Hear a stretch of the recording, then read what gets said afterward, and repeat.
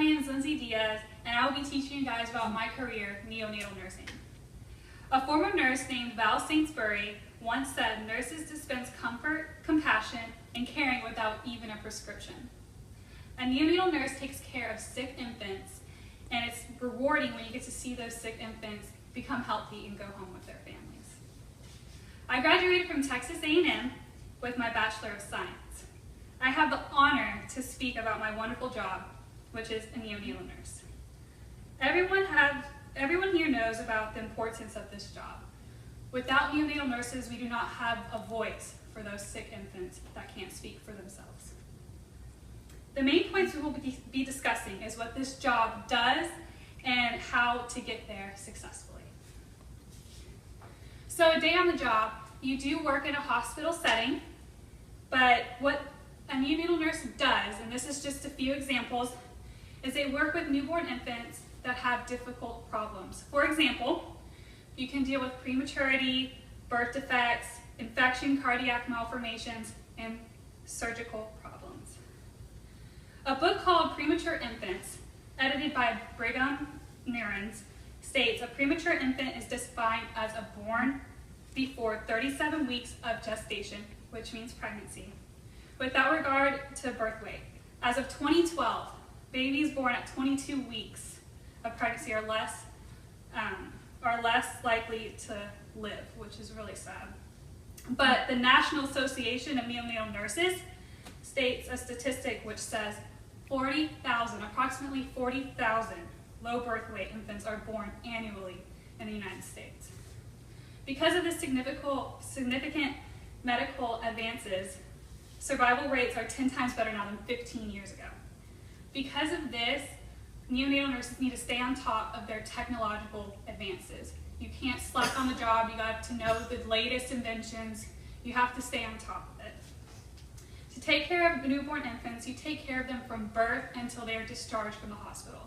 But this can range from any newborn. A healthy one could stay a couple days, a sick, premature one could stay a couple weeks, or even a couple months.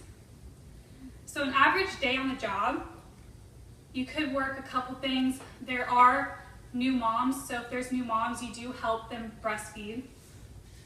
Or you could care for an ill full term who is in a ventilator and receiving IV meds, which here in this picture, there is a full term baby and the nurse is taking its heart rate and it has many IVs in its arm. Or you could attend a delivery of a premature infant. So this job is very strenuous. It is 12-hour shifts, but if you think about it, births are happening at every clock, every hour, so we do need a neonatal nurse at every hour to help a sick newborn. There are expectations. Some work 8 hours, some work 10 hours. That depends on what level of nursery you are working in. There are 3 levels. Level 1 is for healthy babies. Level 2, you could work with premature babies, and number 3 is the NICU, which is the very critical, very sick babies where you do need to take blood pressure, heart. You need to do more advanced than just caring for like in the other levels.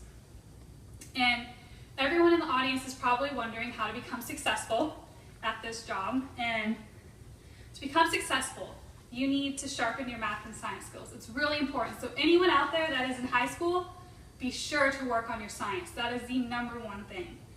And if you're in college, get your Bachelor of Science at least. You can get your Associates of Applied Science, that is 2 years, but bachelor's, that's where you're more successful and do have a greater salary. So if you're in college now, you need to at least maintain a 3.0 GPA. It is very important. It doesn't matter if you want to be a neonatal, any field of nursing, you want to at least maintain a 3.0 GPA. It's very important. Next, you need to pass the NCLEX exam, which is a comprehensive test that it helps you pass and earn your license. You have to pass it. If you can't pass it, you got to keep taking it. And it allows you to practice in the state that you're in. So once you have your BS, you need to keep learning. Your Bachelor of Science, you have to keep learning. You need to stay on your tiptoes of this job because you have to expect the unexpected and you have to be technologically advanced as well.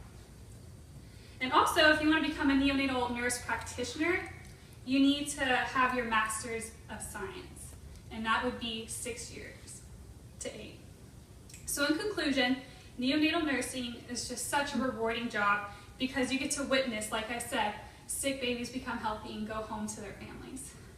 Unfortunately, it's really sad you can't save every baby, but you need to have the mentality that you are saving as much as you can, and you are there to help families in need of their sick children that need to be cared for. So if anyone here has an interest, you definitely need to start your requirements now. Science is the most important thing. You need to remember that. This job opportunity is life-changing. But remember, do what you love no matter what. Whatever your heart is for, whatever you do, don't let anyone get in your way. Follow your dreams and do what you love. Thank you, everyone.